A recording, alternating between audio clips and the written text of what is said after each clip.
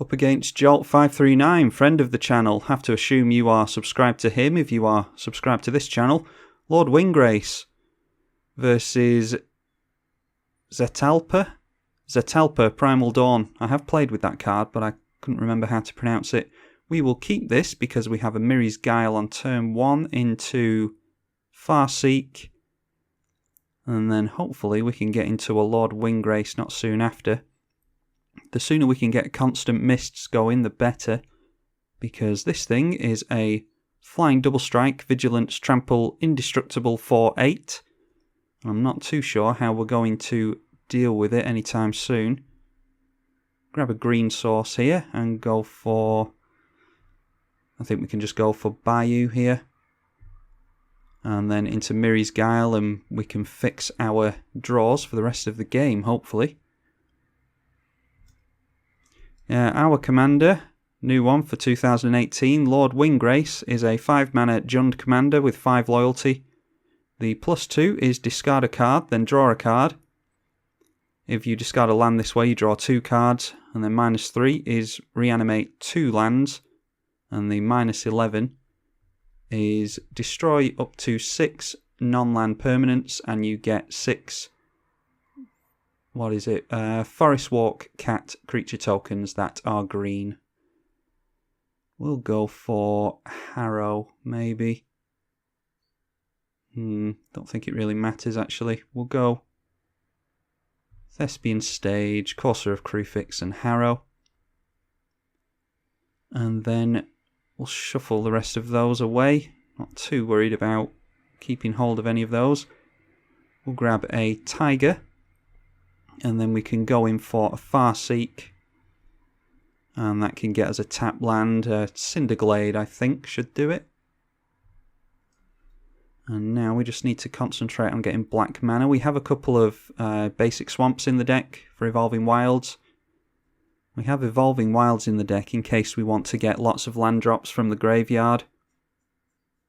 And if we keep having to pay life with the fetches, then that will do a lot of damage to us over the course of the game. So I threw in 1 Evolving Wilds. There's no Terramorphic Expanse.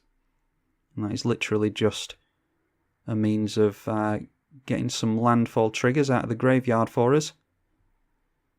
Stoneforge Mystic on turn 2 tells us that our opponent may well want to equip their big dinosaur and get even more abilities onto it. Let's see what we get here. Okay, Sword of Feast and Famine is the last thing we want to see. Hopefully we can get to a point where we can actually do something about that. Well, Bane of Progress will do it. We have to make sure not to shuffle our library. Yeah, that's a... We're going to have to keep the Bane of Progress. I like everything on top here, but we can't... I'm not sure what we can do here. We'll go for the Bane of Progress just so it's in hand. And then if we go... We can hold up Harrow, I think. Yeah, we'll have to hold up Harrow. So what we can do is go for a tapped basic with the Evolving Wilds and then sacrifice it to the Harrow. And then we will be on for our commander next turn, hopefully. Our opponent may well just hold up Stoneforge Mystic and get down the Sword and Feast and Famine at the end of our turn. Not too sure what a Zetalpa deck wants to do other than ramp into the commander and then beat face with it, and especially if it's holding a Sword of Feast and Famine, even better. Well, full grip of 7 doesn't fill me with too much hope. We'll go for a forest off of this because that's the most basics we have in the deck. And if we're just going to sacrifice it to the Harrow, then yeah, it's better to have something you have more of in the graveyard than not. And seeing as how we don't have any red in hand, we'll probably just go for a forest and a swamp, I think is okay. And then here's hoping that we draw into a land. We can. Why don't we go for mountain into the graveyard? Actually, overgrown tomb. No, we'll draw into the mountain. And then we'll go for... That's 3 mana. Yeah, we're not going to... Oh, actually, we can go for the overgrown tomb, can't we? So if I go mana vault, I want to hold up the constant mists if I can.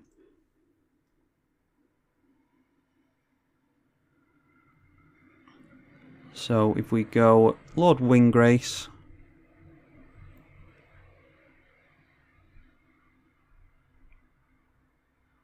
And then we know that we're going to draw into Overgrown Tomb from Lord Windgrace as well as the Lotus Cobra.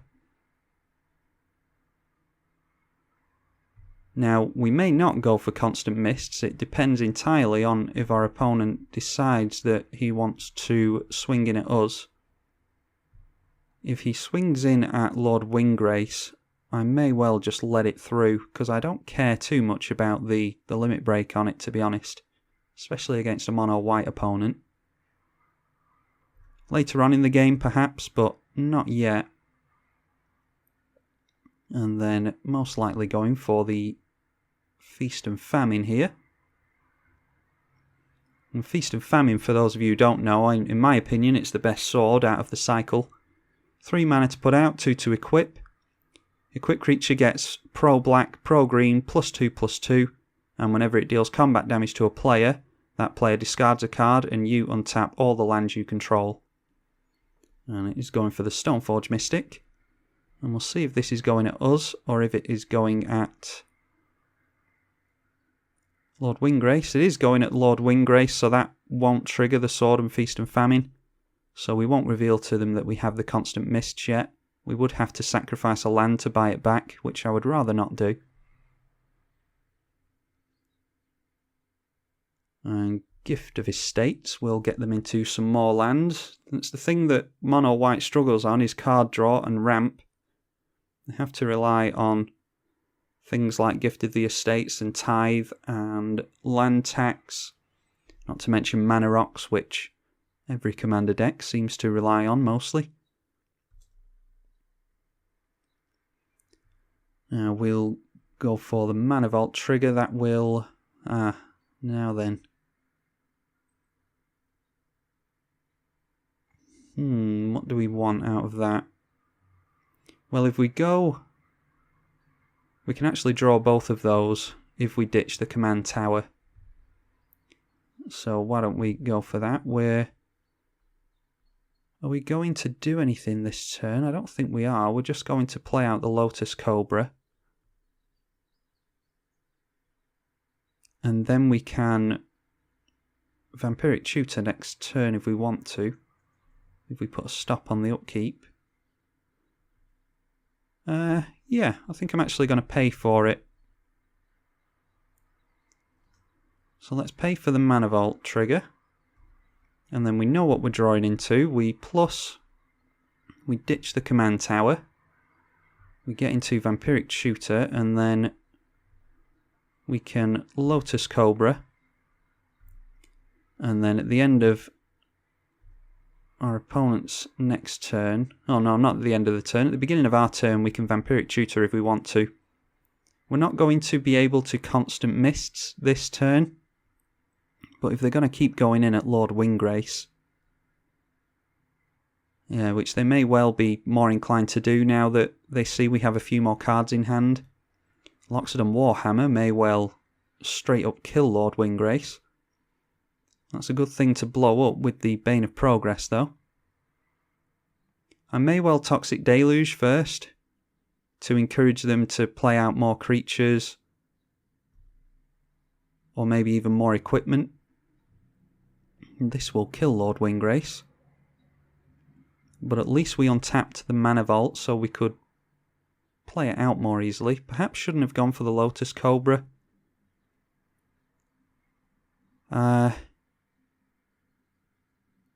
This is 6 damage coming through. Do we want to block with... If we're going to Toxic Deluge anyway. Yeah. Oh, no, we can't. Because it's protection from green and black, so we can't block. So that's goodbye to Lord Windgrace. I'm sure our opponent will be very happy to hear. And then we, of course, will not pay for the Mana Vault to untap, because it is already untapped. Assassin's Trophy is pretty nice, but I think we want to get into... Reflecting Pool. So we'll go for that. And then no to that. And we don't want to Vampiric Tutor. Why don't we go for our Lord Windgrace again? And I think we're a mana short here. We are. So we'll go for that. And then... do we want to get some lands back? I think I wouldn't mind that, actually. We'll get some landfall triggers. Yeah, we'll get a mountain out. And that will, of course, get us into some mana. We'll go black and black.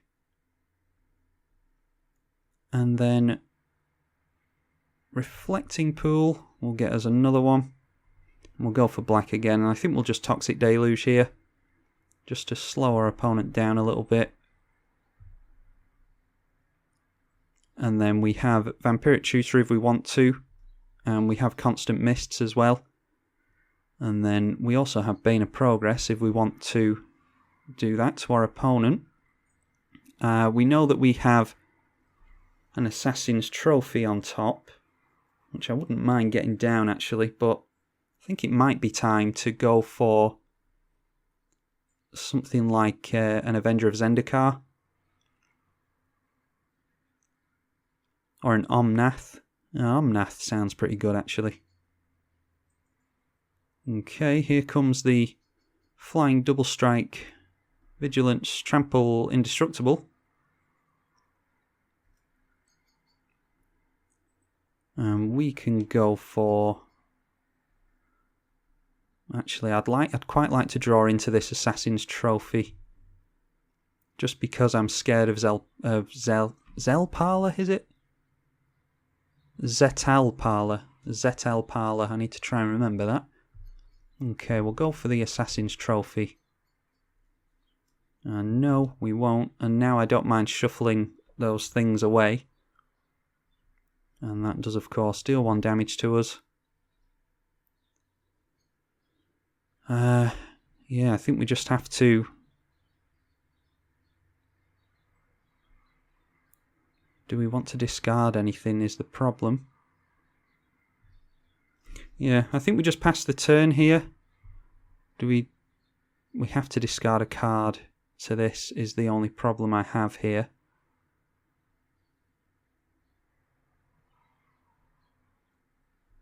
Oh, we can't minus him down either. That is an issue. I don't want to discard anything here.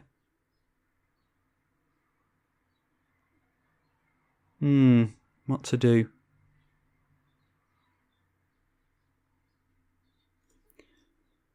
I think we're just going to have to pass the turn, actually. If that was a May ability, which it probably should be, discard a card, then draw a card. Yeah, I didn't actually realise that before now. Yeah, apologies for slow rolling, my opponent. We're just going to have to pass the turn there. We can Vampiric Tutor to shuffle the stuff away. And we can get an Assassin's Trophy onto our opponent's stuff as well. We just want them to pay to equip all these things first.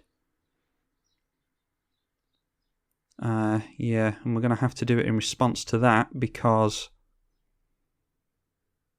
they'll get protection from green and black otherwise.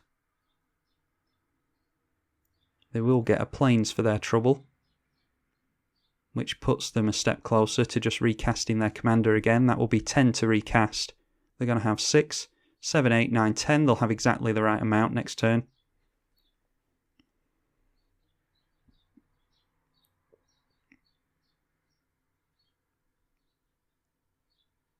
And I'm hoping that we can shuffle the library around enough to the point where what just happened?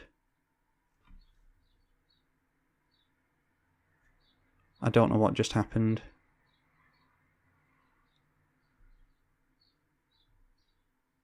Okay. Okay.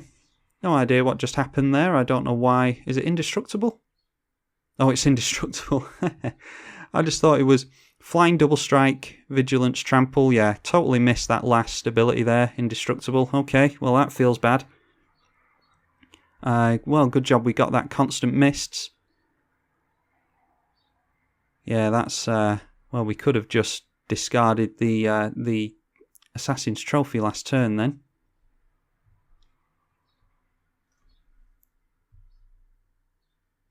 We're going to buy back with this, and we will get rid of a swamp.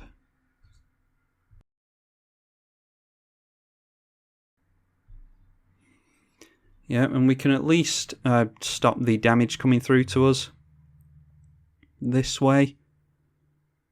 And I think we're just on the constant mists plan, to be honest. Yeah, I think we have to Vampiric Tutor for a... what is it called? Crucible of Worlds. And then we can at least make a land drop every turn. And then if we get into something that allows us to make multiple land drops a turn, then all the better for us. So if we go Vampiric Tutor,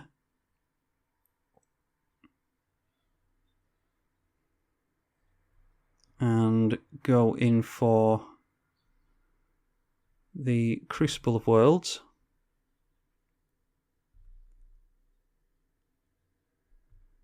and then we're not going to pay to untap. Oh, and Azusa on top is really good. That is really good. So that means that we can go Rampaging Baloths, Azusa, Crucible of Worlds, and that is... yeah, that's a no on that. I'm not going to do that. And then we can take the stop off the upkeep. We can go into Crucible of Worlds.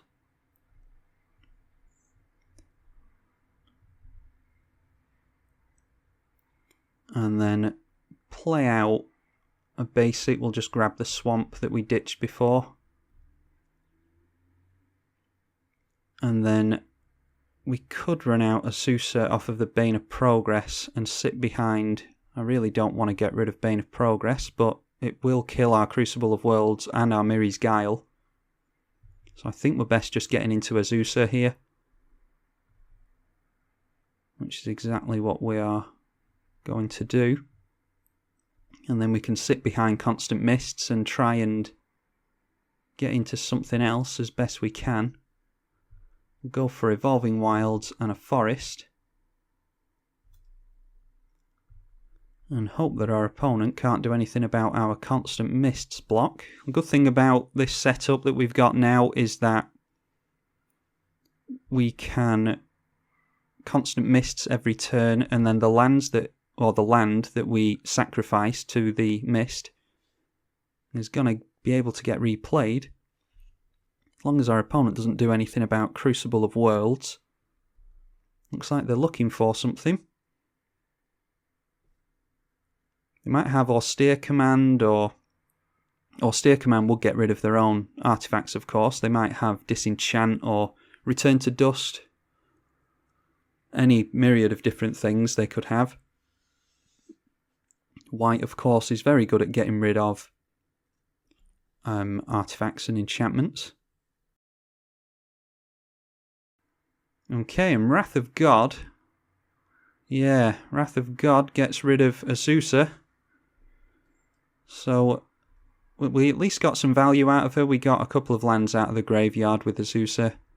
It doesn't feel good to get rid of that. And they do have to swing in to force the issue. So we will just Constant Mists and sacrifice the Evolving Wilds. Actually, what we should have done there was Oblation. We'll get rid of Crucible of Worlds. Nice. So that means that, well, we have Titania, but Titania, of course, isn't anywhere near as good without having a means of bringing back your lands from your graveyard. Titania herself can, of course, get rid of those. She can get rid of those. She can bring land back when she comes in. And I think we're just really going to struggle here. Demonic Tutor, I think, is our best bet. Although Vandal Blast isn't terrible. I think we need a Demonic Tutor. We'll say no to that again. And it will deal 1 damage to us in the process. We go for a plus on Lord Windgrace. We'll get into the 3 visits and the Vandal Blast. And then we'll go for a Demonic Tutor and see if we can deal with this Zetalpa. Or Zetalpa, whatever the hell it's called, I can't remember. I keep forgetting what that thing's called. We'll call it the Dragon. And do I have Song of the Dryads in here? I think I do. I think I have Song of the Dryads. I do, so we have to go for that. And so we have to Vandal Blast first and then Song of the Dryads. 1, 2, 3, 4, 5, and we have exactly enough. 1, 2, 3, 4, and 5. We'll Vandal Blast our opponent. And that will get the protection from green away. And it will also allow us to Song of the Dryads. And our opponent has protection from artifacts and from a colour. I don't think that works that way because Vandal Blast isn't targeting. I don't think that works, but we'll soon find out. If Vandal Blast targeted the equipment, then that would work, but no, it doesn't. It's much in the same way that, whoops, nearly enchanted my own land. I have done that before. Yeah, we needed to get rid of the protection from green so that we could go for Song of the Dryads and our opponent's commander. And now we have to hope that he doesn't get the Song of the Dryads off of his commander, because then he'll be able to swing in. And we won't be able to constant mists. Luckily we haven't been dealt any commander damage yet. And now we're on the Titania, Protector of Argoth plan, which is get as many lands into play. We can sacrifice lands with constant mists, but I don't know if we... I suppose we could do that at the end of our opponent's turn. I don't think it says anything about us having to do it during combat. No. So that's a means of us getting lands into the graveyard with Titania on the play. 3 cards in our opponent's hand, and I don't think they have enchantment removal, otherwise it's just a no-brainer. You go for the Song of the Dryads and you swing in with your commander.